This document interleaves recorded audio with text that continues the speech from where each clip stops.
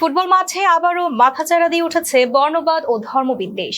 এবার স্পেনের আরসিডি স্টেডিয়ামে মিশরের বিপক্ষে প্রীতি ম্যাচের গ্যালারি থেকে ভেসে আসা মুসলিম বিদ্বেষী স্লোগান জন্ম দিয়েছে নতুন বিতর্ক।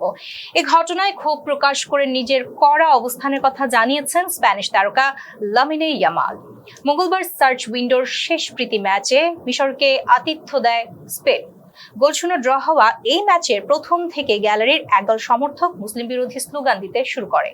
বারবার সতর্ক করার পরও পরিস্থিতির উন্নতি না হলে বিরতিতে স্টেডিয়ামে স্ক্রিনে দর্শকদের সতর্ক বার্তা দেওয়া হয়। তিনি আরো বলেন, যারা ধর্মকে নিয়ে কৌতুক করে বা কাউকে তার বিশ্বাসের জন্য নিচু করে, তারা নিজেদের অজ্ঞতা ও বর্ণবাদী মানসিকতাকেই প্রকাশ করে।